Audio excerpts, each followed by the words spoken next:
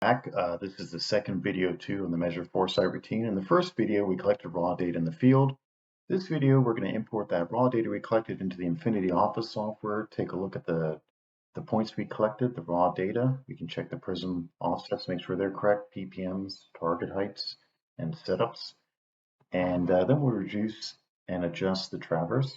And this is just a picture over here of the actual job site at our office at Cravens. So once again, this is G4 team in Houston. This is myself here, Jeff, and John O'Rourke. Thanks to John for collecting all the field data. And we'll put our contact information down here. If you need any help on sales or support, please feel free to reach out to us either with our cell phone or email.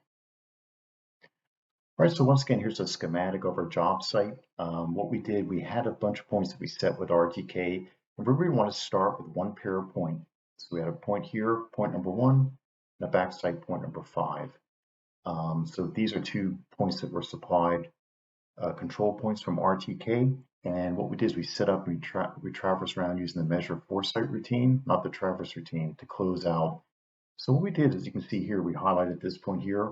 We had a close in on this point down here. We closed back to point number 1.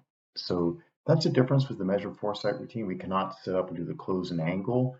So it's basically just, we can close out to our starting point, do a misclosure, and adjust that misclosure through these points here to adjust them. We left our other control points in here just so we can compare them and compare our adjusted conventional data to the RTK points as a check. Okay. So when we collected the data, it's really important is we use Leica prisms. We used a Leica bipod and a pole. So all of our heights are set to 5 feet to keep it simple. We strongly recommend, if you are going to traverse, use Leica prisms. Here's a GPR 111, it's a 3mm prism. Starts around $220. Here's the GPR 121, and that's a 1 mm prism. Starts around $340. But these can be mounted onto a tri-brac, and you can use this height hook with these 2 options here. This will pull down. It is in metric, but we can have a hotkey to convert metric to feet, and it will measure down to like within a millimeter to give you a true vertical because it takes into account that slope. And what's also interesting, if you are using tri-bracs, the height of the prism is the same as a Leica instrument. So if you're doing force centering, you can move the prisms and the instruments, and the heights will stay the same to help reduce errors. What we have seen is some clients have 30mm third-party prisms. The distances check pretty good, but over a period of time, the glass might sort of distort a little bit over time and due to the quality of the glass, and that will cause angular errors. So if you're going to spend all your time chasing millimeters and accuracy, please use the right tools, and we strongly recommend to use the Leica prisms. They're not that much more expensive, but the results, you'll get precision and accuracy using these prisms. Okay. Once again, we're going to use the Leica Infinity Office software. So if you don't have it, you can buy it. The basic module starts, this is the prices in February, at $660. And in this case, we need the TPS data processing option. So if you don't have this, all the stuff that we're looking at today will be grayed out. We can just basically order this and add this to your existing Infinity to update you to give you this capability. So, or if you start from scratch, this is basically the starting pricing to give you a rough idea. Okay. But once again, any questions, just reach out to us and we can give you a proposal. What we're going to do is take a quick look at the raw data. So when we closed out, when we collected the data in the field, once again, here's point number 1, and it's a control point. See the little icon here. We'll go over the point roles later on. And over here is CP5. So we called our closing point in the field CP5. We probably should have made it closer, like called CP1 check. But anyway, when we do the adjustment, the CP5 that was collected in the field relates to this control point number 1. So just want to show you, you can see here these little yellow icons are all the shots taken with the prism. And so these, once it's adjusted, you'll have an adjusted icon here for the CP5. So if we take a look at the point roles that we just looked at, once again, we had our symbology here. This is a control point, so we uploaded our RTK control. That's what we set up on to traverse from our starting points. When we took shots in the field, you can see here we had the yellow symbology here. That's the TPS measure. Shot reflectless, it'd be red. And if we had a backside shot, we'd have an icon like this. And once we adjust the data, the icon will update here. And if I did raw mobile shots to a point in the field and took mobile points, it'd average it, and the icon would be reflected with this symbology. And once again, the setup is here. So these icons are very handy, and you'll see during the video, I'll be using these icons for various different routines. So I just want to put a screenshot here so you can refer to this. And let's escape out and take a quick look at Infinity software. So what we'll do is we'll pull up Infinity, and what I'll do is I'm going to create a new project, and I'm just going to call this measure Fore-site 31123. So there's my name. Here's my template here. I could change, the resolution of my units. All this looks good, but you can customize that, and then you can pick where you want to back up this project. So right now this is fine for me, but you can just click on here and store this on a server if you wanted to. And there's the name of the project. So let's create this project. And now we're in the screen. We're going to import the data. So I import, and I'm going to go on my drive and take a look at. So I have it backed up, 311 measure Fore-site. Here's my DBX file. So I can open that up. And once again, we import the DBX file from the CS20, and we can import that information. If I want to take a look at the raw data, I can come in here, hit data source report. This will show all the information that we collected in the field. Okay, so we can scroll down, print this out. It's very handy. This is also would be up here under reports. The report is very handy, and there's your setup report there. Okay, so once again, we imported our data. This shows the backside Fore-sites from the measure Fore-site routine. If your CCP is current, right now this is on state plane, a state plane coordinate system. I could click on here, hit the hexagon imagery, and this will pull in the background imagery, which is very helpful to show the back of our office and where we ran this quick traverse. Okay, all right. So I hit the inspector tab. We can come in. I'm going to come under TPS. So under features, this shows once again the control points that we uploaded from our RTK. These are the setup points, and CP5 we averaged, and there's the icon we talked about. Let's dig a little bit deeper. We'll go into TPS. This shows all the raw measures that were made. So if the field crew made a mistake, I could come in here and right click on whatever point, edit the target height individually. If they had the wrong prism, we can right click, edit target type. So if they're actually using a 30 mil prism, we can scroll up and pick on the 30 mil prism. So keep all that the same, then we'll hit OK. I can now go into my setup. This little key down here shows all my setups. And you notice I got two setups on point number one. So if I open this up, the second one, this is, when we set up, we have our backside and Fore-site. If I come back up here, my first setup, there's just one measurement. So what happened was I just set up this by error. I can highlight that, right click, delete, and delete that setup because it was just the crew made a mistake in the field, and this is the information that I want to keep. See how it creates like a one bracket one? It means it's really the second setup, so it keeps both of them so we can make a decision what we want to do. Once again, if I open up that information, once again, if they made a mistake on that setup and they had we can highlight all those points, right click. Once again, that long target height, 5 feet is fine. If it was 5.5 feet, then we can edit it right here, change it, and see this will show the prism type. And if we scroll down here, we should have the target height over here. So you can move these around. If I wanted this to be up closer, then I'll change it back. So let's come back and say that was really 5.0 feet. So that's how fast you can change your information. So once again, with the target type, if they're actually 30 millimeter, I can change that to 30 millimeter. hit OK. And then once again, the target type would be changed. But once again, we want to change it back to the Leica prism. So it'd be the Leica circular prism. And away we go. So that's how fast we can edit data. It's very powerful. I can also come down here if I have the wrong temperature and pressure. Let's say it's actually 65 degrees. That'll change. And we want to do all these editing before we do the adjustment. Okay. So it's a quick way to edit the field data if a mistake was made. The power of infinity.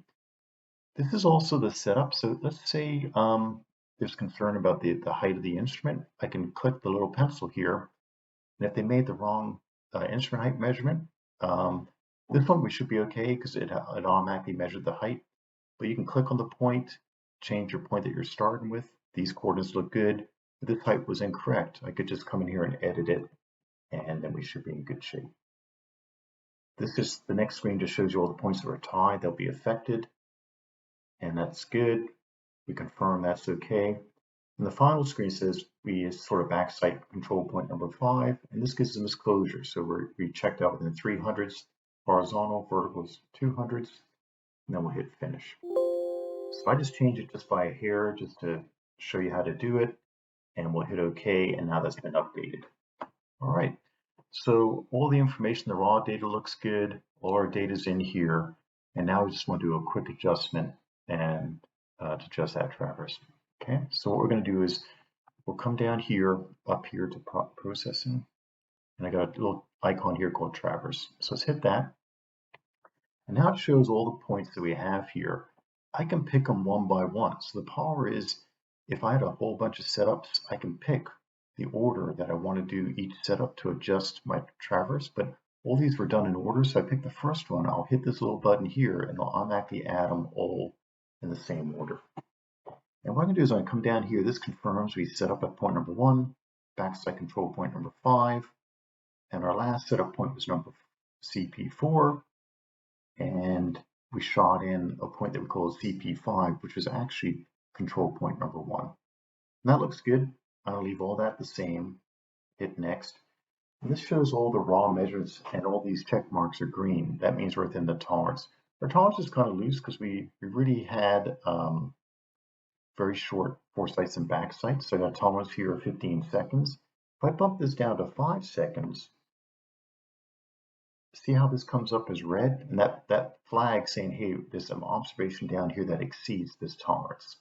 So I can open this up, and I can open up and take a look at all the observations that were made. So if I scroll over, I'm taking a look and see how one of the residuals here is 5.6 seconds. If I want to disable that, I can just simply uncheck that. That will take that measurement out, not to be used in the reduction. That's still a very good observation, so I'm going to leave it back in, but I just want to show you how, if you wanted to, you can look at the tolerances, scroll down, and pick points that you want to use. Okay, so that's good. And there's your Fore-site, so the same thing. If this one was flagged red, I can uncheck that, and away we go. All right, so I'll use that. I'll just take that one off for now. That's fine, just to show you. We'll hit next. All right, so we're going to do a compass rule adjustment.